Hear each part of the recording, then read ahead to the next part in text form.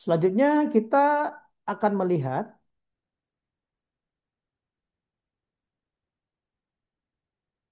kuantiti dari hasil yang sudah kita modelkan ya. Kita coba ke menu quantity, kemudian kita lakukan perhitungan dengan klik tombol calculate. Nah, di sini kita akan hitung model ini untuk semua lantai.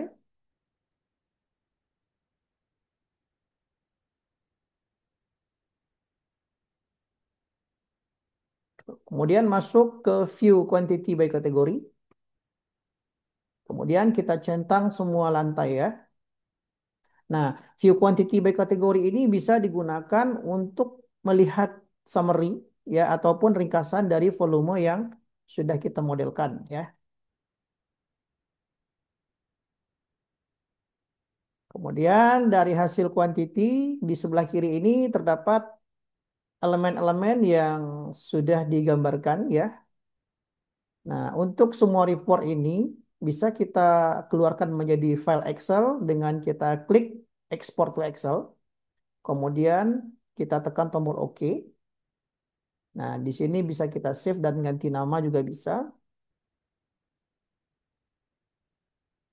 Dan software akan otomatis membuka hasil ini dalam format Excel ya.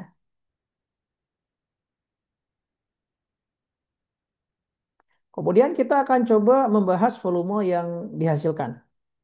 Nah, untuk elemen kolom, kita bisa melihat ya, kuantitinya adalah sebanyak 519,154 meter kubik ya.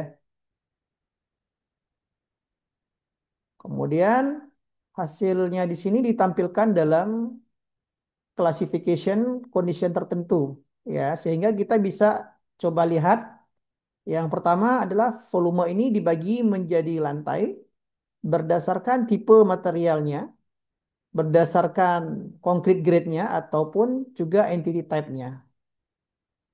Nah, jika kita ingin mengubah tampilan format ini, misalkan kita ingin melihat volume kolom per tipe jenis kolom ya.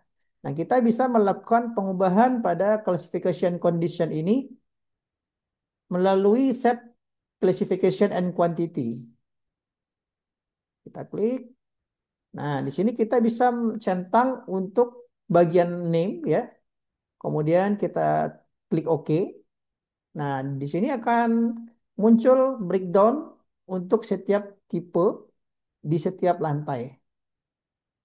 Nah, di sini kita juga bisa mematikan kolom yang tidak kita perlukan dengan cara melakukan uncheck ya pada set classification and quantity.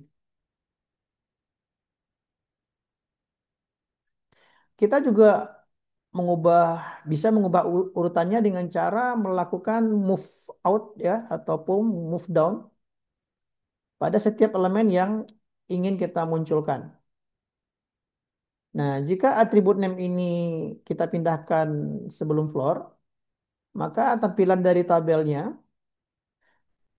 akan memunculkan name terlebih dahulu. Ya, baru kemudian kategori dari lantai, ya, baru hasilnya dari kuantitinya. Nah, hal ini bisa kita lakukan untuk semua elemen yang ada kuantitinya di view quantity by kategori. Kita akan coba membahas volumenya di mana pertama untuk kolom terdapat kuantiti berupa volume kubikasi, kemudian volume backisting. Nah, nah, volume backisting kolom dihitung sebagai selimut dari luas ataupun volume daripada kolom tersebut. Sehingga area untuk formwork dalam meter persegi yang dihitung adalah luasan di setiap sisi kolom, ya. Nah, untuk tinggi yang diasumsikan adalah dari lantai ke lantai. Kemudian di sini juga terdapat jumlah untuk setiap tipenya dan asumsi berat tulangan berdasarkan rasio. Dan di sini kita juga bisa melihat grafnya dalam meter ya. Di mana girth ini adalah keliling dalam panjang untuk setiap penampang kolom ya. Nah, biasanya bisa kita gunakan jika pada bagian atas kolom kita akan kita tambahkan list arsitekturalnya. Kemudian untuk elemen wall kita bisa melihat untuk volume dindingnya, area of formwork atau backcastingnya dalam meter persegi, di mana area of formwork atau backcasting dihitung dari dua sisi di setiap dindingnya.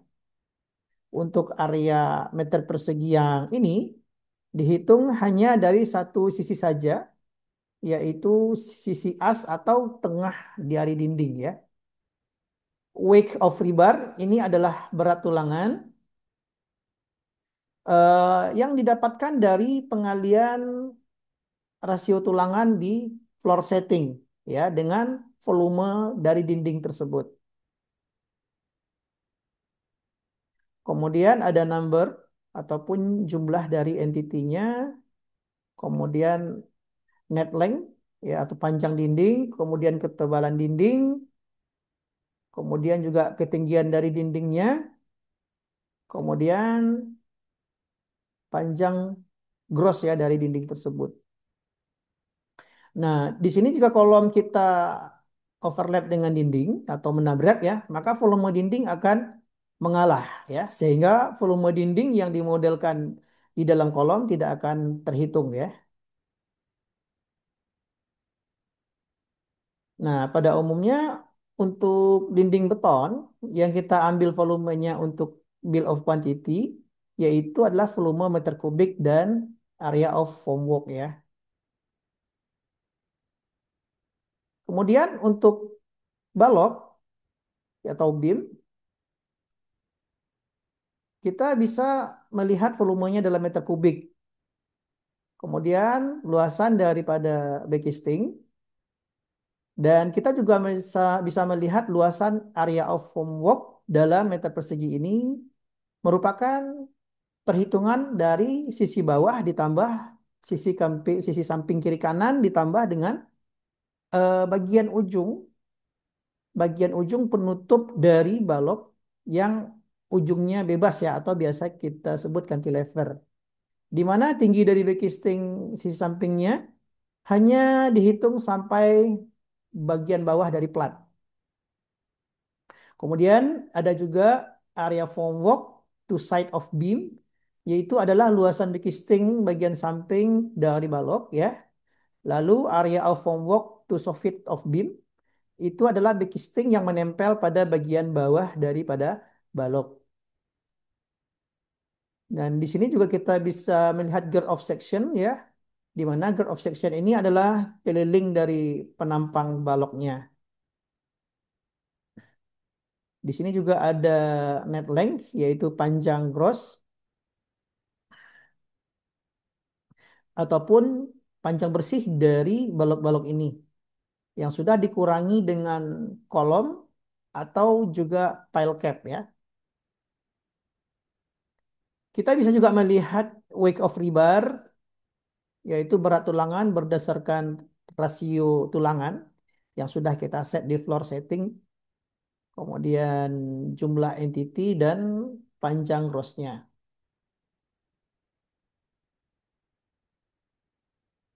Selanjutnya untuk in situ slab kita bisa melihat volumenya dalam meter kubik ya, area atau luasan dalam meter persegi. Di sini juga luasan backcasting atau area of formwork ya, to soffit dalam meter persegi. Nah, luasan backcasting pada plat hanya dihitung untuk backcasting yang menempel 100% pada plat. Nah, sehingga untuk tipe suspended slab ya, di mana terdapat balok yang menumpu plat tersebut, backcasting yang menempel pada balok ya akan dikumpulkan menjadi backcasting balok. Kemudian backcasting yang menempel pada plat di bagian bawah akan menjadi area of formwork to soffit di in situ slab. Kemudian kita juga bisa melihat luasan backcasting untuk setiap tepi plat. Nah, yang dinamakan dengan area of formwork to edge and brick of slab.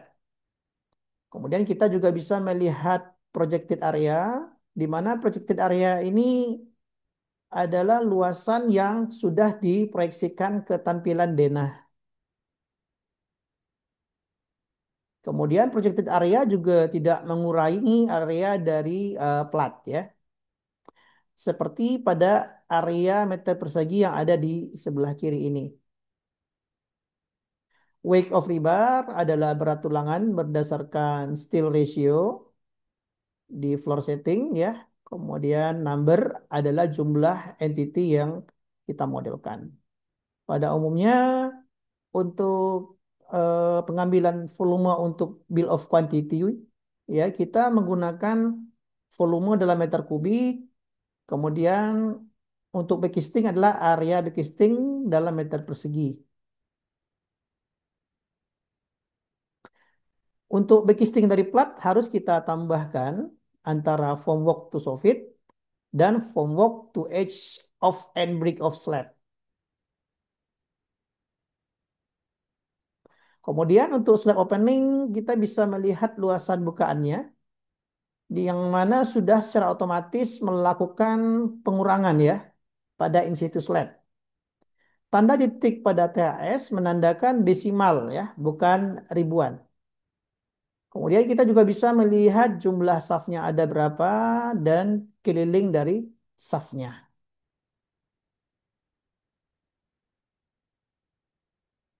Nah, pada umumnya dalam bill of quantity kita tidak mengambil volume ini. Kita kemudian bisa melihat untuk pile cap, di mana untuk pile cap terdapat volume, lalu area backcastingnya, kemudian area di bagian bawah dan area di bagian samping. Di sini kita bisa melihat area offsite dan area of formwork memiliki nilai yang sama karena volume bagian tepinya merupakan volume yang sama untuk volume backcastingnya. Kemudian area of top yang sudah dikurangi dengan luas permukaan dari penampang kolom yang dimodelkan di atas file cap. Sehingga area of top dan area of soffit memiliki nilai yang berbeda. Kita juga bisa melihat jumlahnya dan berat tulangannya berdasarkan steel ratio ya. Kemudian kita bisa klik pada rough foundation dan melihat volume yang sudah dihasilkan.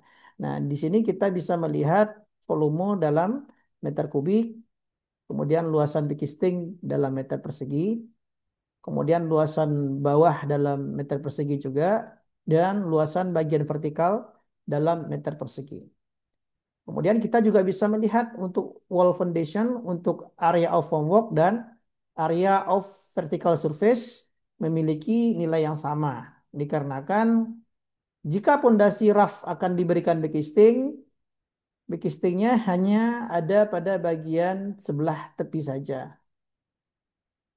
Kita juga bisa seperti slab ya memiliki projected area yang tidak dikurangi dengan luasan manapun.